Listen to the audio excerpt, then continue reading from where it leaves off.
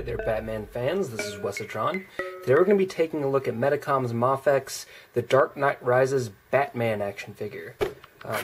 This is number 2 in the new MAFEX series, or MAFEX, I really don't know. But you can see up here in the upper right corner, number 002. We had already previously looked at the Spider-Man from this line, and we're very, very impressed by it. So very excited to have this guy. Standard Japanese style window box, not super huge or anything.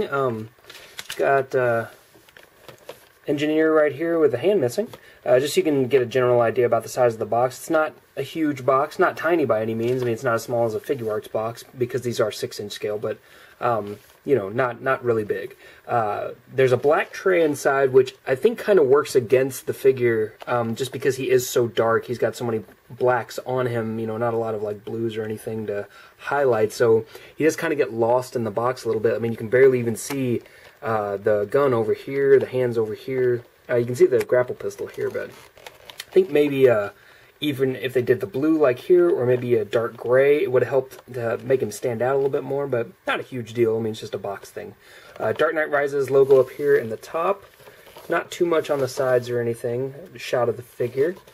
Bottom has all your standard legal jargon and whatnot. Nothing about sculptors or anything that I can see. Back just has more shots of the figure with the grapple gun, just different poses and stuff like that, and then everything that's included in the box right there. So pretty sweet. Like I said, very excited to have this guy. I will get up some comparison shots in this video, so if you want to see him next to the Movie Masters figures and the Movie Masters Bat Pod, stick around because that's what we're in for. Let's get him out of the package and see what he's like. So here's MAFEX Batman out of packaging, and I've got him pose on his stand here, just doing a kind of flying kick pose. I don't know why he would have his grapple gun out while he's doing a flying kick, but, you know, whatever. You can see the guy poses pretty good on his own, and we will get to that in Articulation, but I just really wanted to show off what kind of poses he can get into. Very cool stuff. I also wanted to show off the stand. There's something they did a little different this time around from the MAFEX Spider-Man, wherein we still have the clasp here that goes around the waist if you so choose to display it that way, but unlike Spider-Man, Batman here actually has a peg hole right in his back, so if you want to put the peg right in there so that you don't have to use the clip here, you have the option. That way it doesn't look quite so toyetic, I guess, whenever he's on his stand, so that's pretty cool, I think.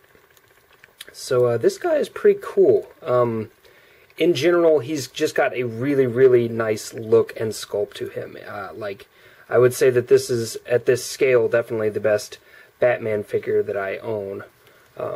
Just absolutely amazing, especially Batman from the Dark Knight. I mean, of course, it depends on your preferences for Batman, but for the Dark Knight series, the Batman Begins series, this is definitely the best looking figure that I have. So, get a little bit of a close-up here of his face. You can see they did a pretty good job with the likeness to Bale, I would say anyway.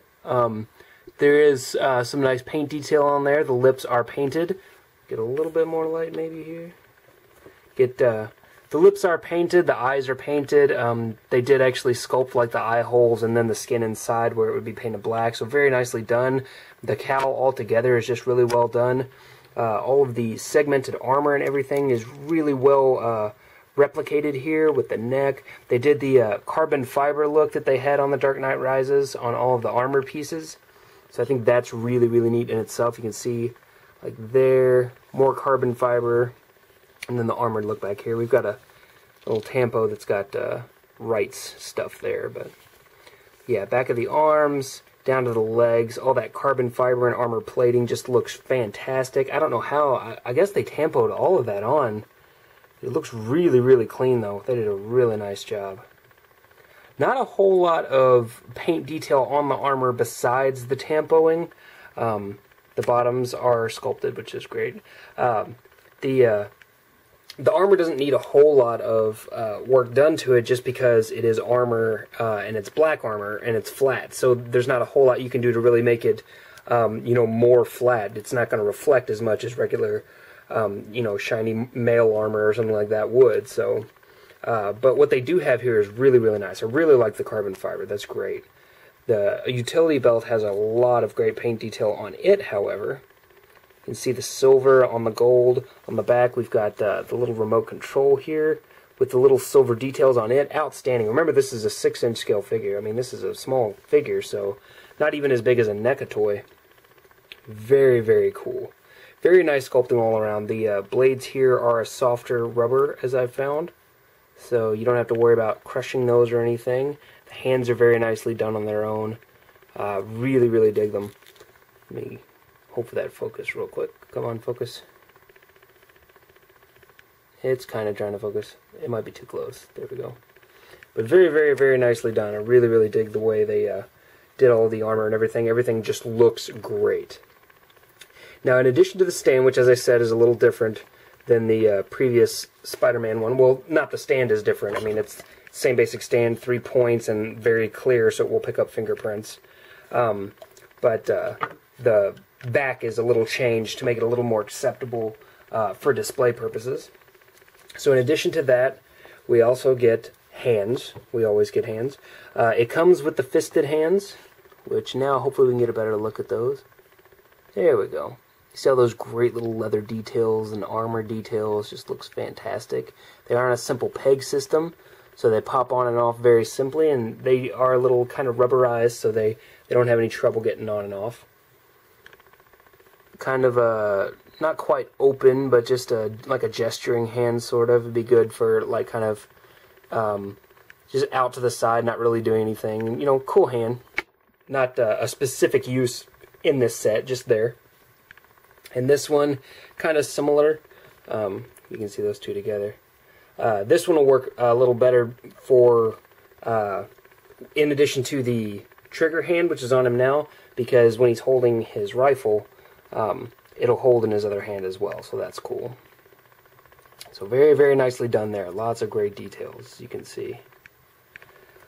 We also have the grapple gun, which has a ton of great paint and sculpt detail for something so tiny.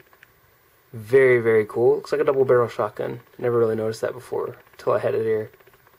Very, very nicely done. Fits in his hand very nicely. And then here we've got the rifle. Very, very cool. Come on, focus a little better. Yeah, I dig the way this looks. It doesn't have a lot of paint detail on it. It's mostly in the front here. You can see the silver in the back and then the black sticking through. They decided not to paint those blue, which is fine, but I think the blue would have looked a little better, like the Hot Toys. If I remember right, the Hot Toys has that. It's got this big, like, bump of a peg sticking off the side here. I haven't really noticed any place. I mean, he didn't, like, store it in this mode anywhere on him anyway, so I don't know. Maybe that's just part of the design, but it looks a little strange. It looks too specific. And I guess I'm just too used to action figures having pegs on their rifles to put on their backs, maybe. But yeah, very cool accessories. That also will fit in his hand very easily. Just kind of pop it into place there. And then you can pop his arm out while you're trying to show things. So that is an issue with this figure that I've heard from several people. The arms do just pop out of socket a lot because they are on a ball joint. So they will pop out very easily. You might be able to fix that with some clear nail polish or something like that, but I don't know if I'll do it or not. The waist I also have had pop out a little bit, but it's doable. Now, articulation-wise, this guy definitely is on par with the design of Spider-Man, but definitely doesn't have the same range as Spider-Man, and has a couple issues on its own, but we'll get to that. First, let's start with the head, which has a ball joint in the head and at the base of the neck, so you can see he can look down very far so that he can either brood or look down on his city. We've got great action from side to side. Of course, you can spin 360, but then also look up quite a bit. So very, very cool there. Very much dig that. I just showed you there's a ball joint inside the chest, and then we have a hinge here, and then it swivels on the ball. So we've got some nice movement, just moving it around the ball joint, and then the hinge will let it go about out to there. We've got a little blockage here from the shoulder pads, but it's not too bad. I mean, it'll still go at least out that far. You can always spin it up around and deal with it that way if you need to. Swivels in the biceps area. Go all the way around without any problems. Double hinges in the elbows. They do have metal in there, so they should be pretty sturdy. Not a full all the way to the shoulder like Spider-Man could do, but very nice. We've got swivel hinge swivels in the wrists, so I can pull this hand right off, and you can see. Just a simple swivel, then a hinge, and then it swivels on the other side where the wrist will be. Or where the hand will be, rather. The cape is a cloth cape, so it won't get in the way of posing or anything, so that's good. We've got a ball joint here in the midsection. A lot of great motion there, and as you can see, it's a double ball, because it just popped off. These things do pop apart pretty easily, gotta say. There we go. Lock back in place. We've got ball joints here in the waist area. We've got the SH Figure Arts style hinge here in the hip, so the hip can move down. And then it's ball jointed on this side, and then there's a swivel at the top of that. So the hinge allows the leg to move down and then up so that you can get higher kicks or better crouches, that sort of thing. Because if you have it up like this, both of those are connected apparently.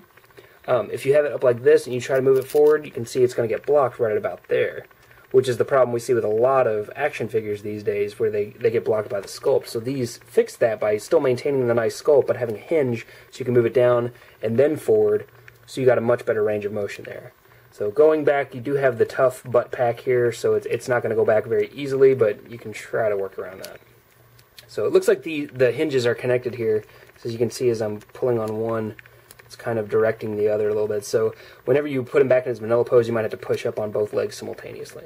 So, like I said, swivel at the top of the thighs, double hinge knees. Again, not as good as Spider-Man, but still pretty good, better than what we're getting from Mattel. We've got swivel hinge swivel ankles, so they do rotate here at the top of the joint.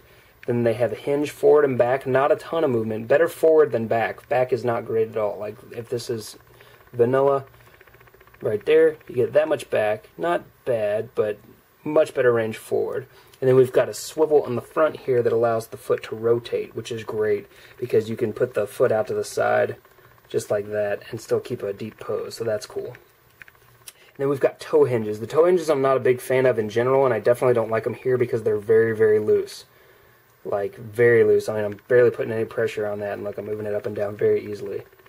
So this one's a bit tighter, but still kind of loose. And as you could see, you might have been able to tell at the beginning of the video, having just a little bit of trouble getting him to stand up, just because he's got that. But if you put his legs close enough together, it's not going to be an issue. So yeah, overall, in terms of articulation, it's the same design as Spider-Man pretty much. Same intention and everything. It's just not quite as good range. And he does pop apart a little bit easier than Spider-Man. But overall, definitely the most posable Batman I have in this scale. That's for sure. Like, totally for sure. The cape here is kind of tucked under back here, so while he's standing here, he's got, you know, the standard kind of cape look from the movie, but also, because it is tucked under, that means you can pull it over his shoulder pads, just like that. You see how it naturally kind of drapes over the shoulders? So that's cool. So, yeah, I dig that. Yeah, he is going to have a little trouble standing. Going to have to work on that a little bit. But yeah, very cool. Now, this guy is kind of up against a lot of Batman figures that have come out over the years. His biggest competition in the 6-inch scale, of course, will be the Movie Masters. So I am going to get out my Movie Masters, and we can talk about those for a second. So here we are with Mattel's Batman Begins Batman, Batman Dark Knight Rises, I guess, Batman, and then in the middle we've got the MAFEX Batman, who I just knocked over with my hand. So, sculpt-wise, he's definitely got a little bit in the face area better than both of these guys, but also just the general design of the armor looks a little bit closer to the movie, like a little more subdued, not quite like this. I've always loved this guy. He's a great Four Horsemen sculpt, very nicely done. Not always a big fan of the cape, but the armor is a little bit too plated, a little bit too exposed, like, you know, these big chunks of stuff, whereas this one, it's much more subdued, just kind of pulled back a little bit, restrained, very cool. He's also not posed very cool, so he might not look as cool as he is, but very, very similar in scale, not too far off or anything. He'll definitely fit in with your Movie Masters. I mean, this is the one that kind of everybody will stick with because this one is really short for some reason. So as you can see, he's very, very close in scale, not too much taller. Yeah, he'll work great in your Movie Masters. And speaking of Movie Masters, that brings me to the other plus about this figure, which is that he's got the best articulation to work with the Bat Pod.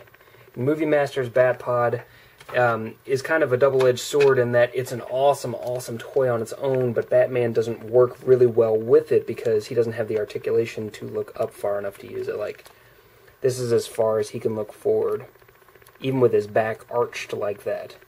So, yeah, doesn't work great. So, fortunately, this guy should be able to get on a little better, although his fists are clipped on it right now, so I'm going to take a second just to fix that. Sorry about the dustiness. That is shameful.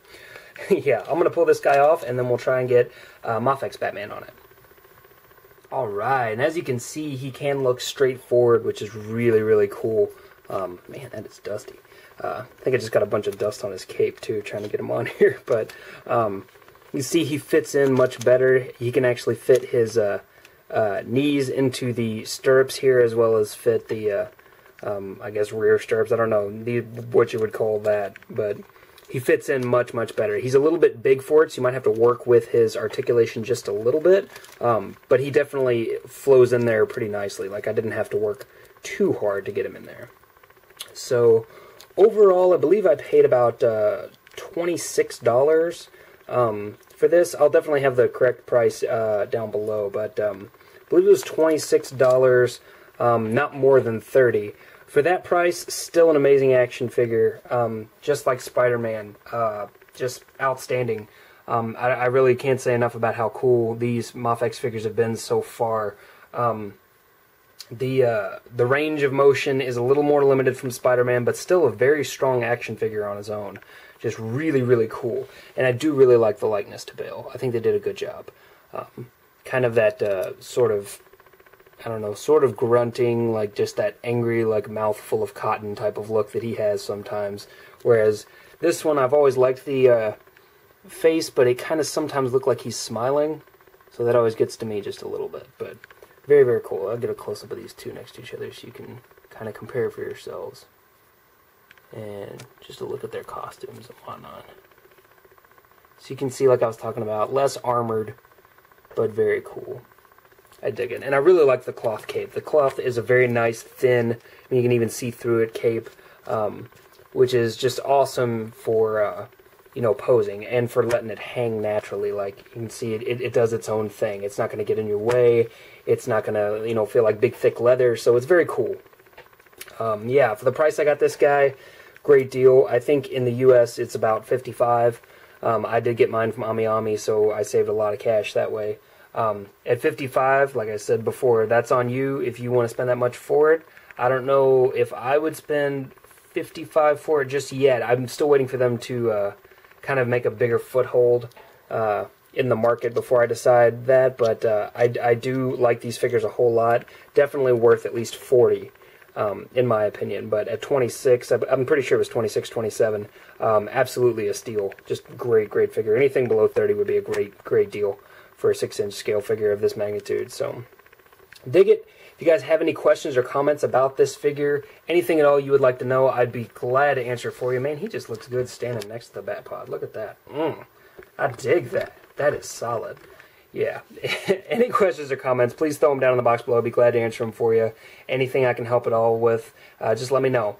I don't know if this, I'm pretty sure it's still on pre-order at BBTS. Not 100% sure, but fairly sure. So if you want to grab one, head over there and grab one. I think they're out of stock at AmiAmi, but if not, check that out because you can save a lot of cash pre-ordering or ordering from overseas. Even with the shipping, it's not bad. So that's it. Thanks, guys, for stopping by. And as I said, any questions or comments, throw them in the box below. Glad to help out. So thanks, and I'll talk to you later. Bye.